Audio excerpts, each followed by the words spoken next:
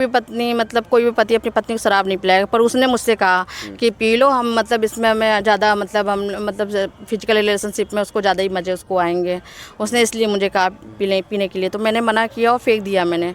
तो इस पर उसने वो गुस्सा हो गया और मुझे मारने लगा फिर, और फिर लड़ाई झगड़ा मतलब ये शराब की बात इसलिए आई कि फिजिकल रिलेशन अच्छे से बने।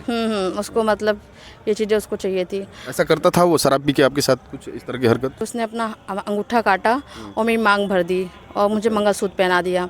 बोलता है हमारी शादी अब हो गई है, भगवान की नज़र में देखो हम दोनों मतलब शादी कर चुके हैं और मैं तुमसे बहुत ज़्यादा प्यार करता हूँ, समाज के सामने भी हम जल्दी शादी कर लेंगे। मतलब आपसे फिजिकल रिलेशनशिप बनाने के लिए उसने अपना अंगूठा काटा और अपने खून से आपकी मांग भर दी यस सर। और आपको मंगलसूत्र पहनाया। Yes sir. उसके बाद फिजिकल रिलेशन? एक दिन उससे कहा कि तुम मुझे सच में प्यार करते तो मुझे एक गुलाब का फूल ला के दो। तो उसने मुझे 50 गुलाब के फूल ला के दिए। आपने एक मांगा, वो 50 ला के दिए? 50 ला के, मुझे 50 नहीं 55 ला के दिया। अच्छा। हाँ, मैंने तो मतलब 55 ला के दिया। तो फिर मुझे लगा कि कहाँ से 55 ला के गुलाब दे दिया। मतलब मैंने सोचा है कि एक आर्मी वाला है, बाहर निकल नहीं सकता, तो मुझे लगा सच में ये प्यार करता है, तो मैंने उसका प्यार एक्सेप्ट कर लिया। अब क्या लगता है कि वो ये सब जो चीज़ें कर रहा था, ये क्या था, प्यार था या कुछ और था? सर ये सब तो उसका रोमांस था, अयासी थी उसकी। और आपके साथ उसने किया भी रोमांस? हाँ सर, पूरा किया। आपका इस्तेमाल किया, मजे लिया, फिर निकल लिया? और ये मजे ही तो है सर कि एक बच्चा पैदा हो गया, आज तक वो आया नहीं देखने। अच्छा, बच्चा भी है आपका? यस सर, 5 साल का बच्चा है मेरा। कभी उससे बातचीत नहीं करता है बच्चे से अपने? नहीं सर।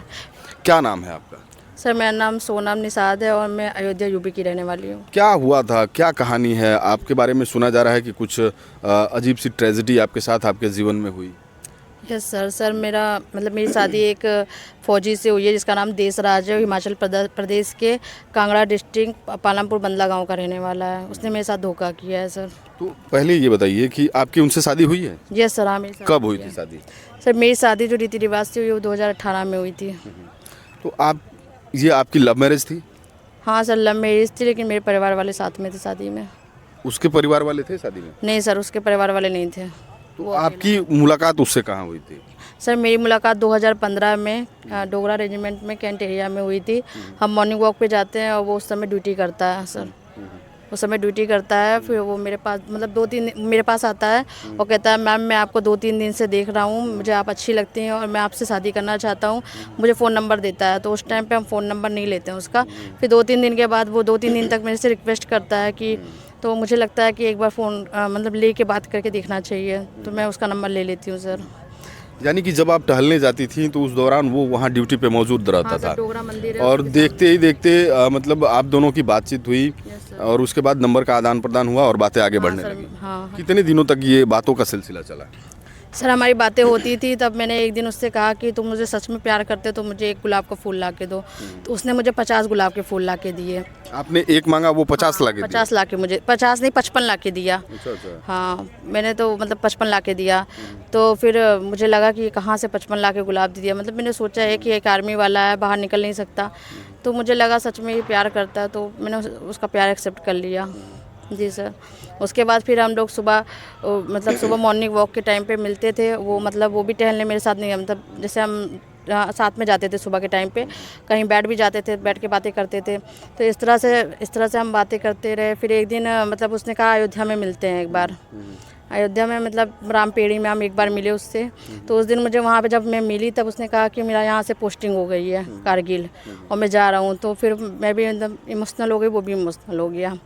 उसके बाद फिर वो सुबह हम मिले, तो सुबह उसने कहा कि चलो मेरे साथ भाग चलो, मैं तुम्हारे बिना नहीं रह पाऊँगा और मैं तुम्हें छोड़ के यहाँ नहीं मतलब यहाँ तुम्हें छोड़ के नहीं रहना चाहता कि तुम यहाँ रहो। मैंने कहा नहीं, हम शादी करके जाएंगे, तुम जब आओगे तब मेरे घर वालों से मेरा रिश्ता मांगोगे, जब हमारी शादी होगी तब हम जाएंगे तुम्हारे साथ। तब वो यहाँ से चला जाता है सर। उसके बाद फिर वो कारगिल जब जाता है तो हमारी फ़ोन पे बात होती है, वीडियो कॉलिंग होती है हमारी, और ऐसी बातचीत चलती रहती है। फ़ोटो वहाँ की मुझे भेजता है जहाँ पे वो नौकरी करता है, बहुत सारी ऐसी बातचीत होती रहती है, वो वीडियो भेजता रहता है। उसके बाद फिर वो 6-7 महीने बाद आता है। कौन से सन में शादी हुई आपकी? सर मेरी शादी हुई है 2018 में। शादी करने के बाद आपको अपने साथ लेके गया अपने घर? वो मतलब जैसे बीच में जब 6-7 महीने बाद आया तो हम होटल में मिले थे। तो होटल में जब मिले थे तब उसने कहा कि हम इतनी दूर से आ रहे हैं तो 3-4 घंटे कम से कम हमें मिलना चाहिए। तो उसने कहा होटल में मिलते हैं कि कोई देखे ना। तो हम मिले तो फिर वहाँ पे वो मतलब जैसे रिलेशनशिप, जैसे फिजिकल रिलेशनशिप के लिए। होटल में आपके साथ कुछ फिजिकल रिलेशन बना उसके साथ? हाँ, नहीं उसने कहा कि मतलब उसने कोशिश की तो मैंने कहा अभी हमारी शादी नहीं हुई है तो ऐसा नहीं करते हैं ये। तो फिर उसने अपना अंगूठा काटा और मेरी मांग भर दी और मुझे मंगलसूत्र पहना दिया। बोलता है हमारी शादी अब हो गई है, भगवान की नज़र में देखो हम दोनों मतलब शादी कर चुके हैं और मैं तुमसे बहुत ज़्यादा प्यार करता हूँ, समाज के सामने भी हम जल्दी शादी कर लेंगे। मतलब आपसे फिजिकल रिलेशनशिप बनाने के लिए उसने अपना अंगूठा काटा और अपने खून से आपकी मांग भर दी यस सर। और आपको मंगलसूत्र पहनाया। Yes sir. उसके बाद फिजिकल रिलेशन बने आपके? हाँ सर, हाँ। उसके बाद से फिर हम मतलब ऐसे जब भी वो मतलब मिलता था हम घूमते भी थे और ऐसे रिलेशन हमारा बनता रहा जब तक 2018 में हमारी शादी नहीं हुई। वो बीच बीच में आता था और फोटो वीडियो, एक बार तो उसने अपना हाथ काट के मेरा नाम भी लिख लिया था सर। तो क्या आपको उस समय नहीं लगा कि ये ऐसा करना उचित नहीं है, अंगूठा काट के और खून से मांग भरना? ये सर मुझे तो वो शादी ही लगी उस टाइम पे, मुझे शादी लगी और उसके बाद फिर मैंने शादी भी की है उससे 2018 में। कहीं ना कहीं आप भी उसके प्यार में पूरी तरह से बहक चुकी थी। हाँ सर, वो जिस तरह से मेरा हाथ काट के मेरा चाकू गरम करके नाम लिखा था उसने, जब वो कारगिल जम्मू में था तब मेरा नाम लिखा हुआ था पूरा, जिसकी वीडियो और फोटो मेरे पास है सर। और बहुत सारी फ़ोटोज़ वीडियोस वो मुझे भेजता रहता था। आपको घर लेके गया उसके बाद कभी? सर मेरी 2018 में शादी हुई तब हम यहाँ से लखनऊ पहले गए थे। लखनऊ में उसने मुझे मार पिटाई मतलब बहुत ज़्यादा, मतलब उसने मुझे शराब पीने के लिए बोला। आपको बोला शराब पीने के हाँ, लिए? उसने आपसे कहा शराब पीने के लिए? मुझसे कहा इसको पी लो।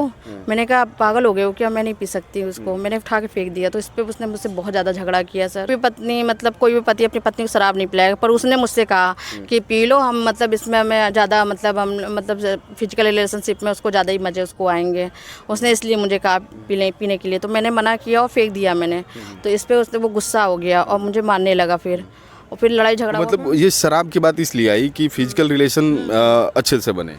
उसको मतलब ये चीज़ें उसको चाहिए थी। ऐसा करता था वो शराब पी के आपके साथ कुछ इस तरह की हरकत, फिजिकल रिलेशन? नहीं, पहले तो नहीं हुआ था सर ऐसा, पहले नहीं हुआ था। जिस दिन मेरी शादी के जब हम होटल में लखनऊ में थे तभी उसने ऐसा किया था। मुझे पहले पता होता तो फिर वहाँ पे फिर लड़ाई झगड़ा हमारा हुआ। लेकिन मेरी नई नई शादी हुई थी सर। मैं अपने घर वालों को मैंने मतलब उनको राज़ी कराया था कि मुझे मेरी शादी करा दो। नहीं, मेरे घर वाले अकेला वो आएगा तो क्यों शादी करेंगे सर। फिर उसके बाद लखनऊ के बाद फिर वो पंजाब गुरदासपुर में लेके गया जहाँ पे वो पोस्टेड था।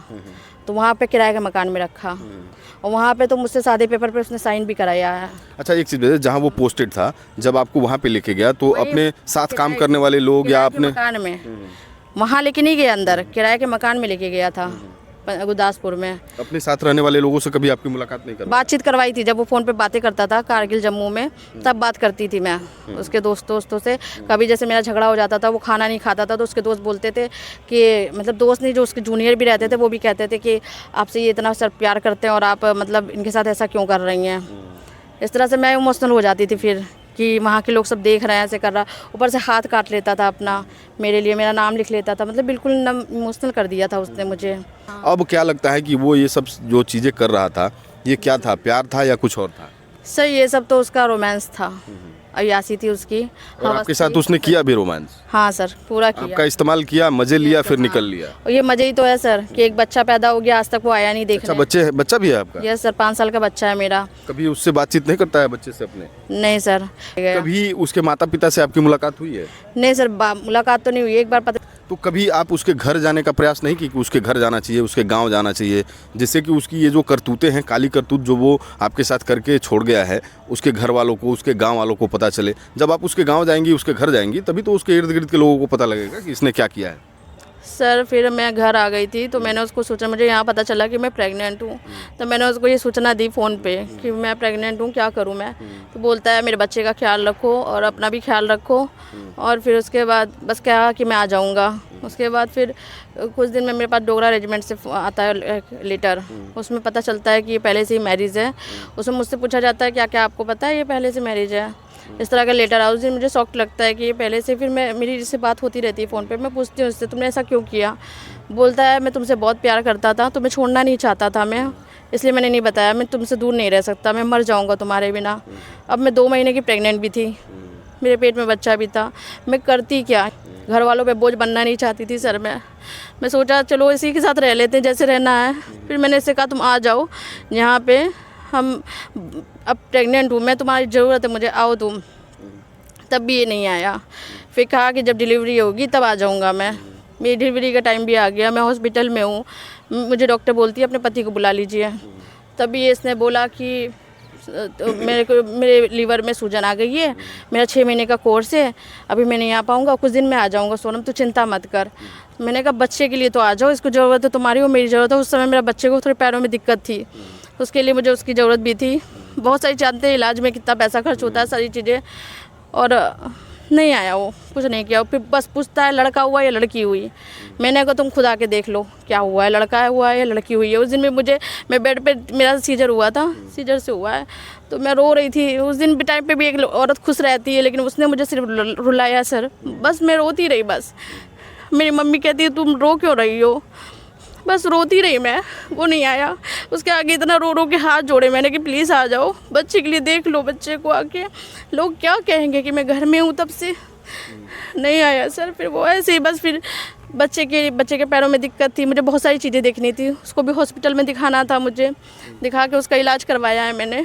मुकदमा तो चल रहा है ना आप लोगों का? हाँ सर। फिर मैंने 2000 ऐसी बात करते करते वो नहीं आया। फिर मुझे पता चल गया ये मुझे सिर्फ बेवकूफ़ बना रहा, मुझे गालियाँ देता, फ़ोन पे मुझे गालियाँ देता, इतनी गंदी गंदी गालियाँ सर ना कि मैं सुनाऊंगी ना आपके रोंगटे खड़े हो जाएंगे कि कितना गंदी गंदी गालियाँ दे रहा है। अगर शायद मैं उसके साथ रहती ना, वो मुझे मार भी देता। इतनी गंदी गंदी गालियाँ उससे बकी है मुझे। अब आप क्या चाहती हैं? सर मैं चाहती हूँ उसको सज़ा मिले, और जो मेरा बच्चा है ना, उसको जो जिस बाप के लिए वो तरस रहा है ना, उसको जो अधिकार होता है उसका, वो उसे मिले। मैं यही चाहती हूँ। और इसको कड़ी से कड़ी सज़ा मिलनी चाहिए। बहुत बच गया है ये, बहुत ज़्यादा बच गया है। इसको अब सज़ा मिलनी ज़रूरी है, बहुत ज़रूरी है। नहीं तो ये पता नहीं ऐसे कितनी लड़कियों को ये बर्बाद करेगा।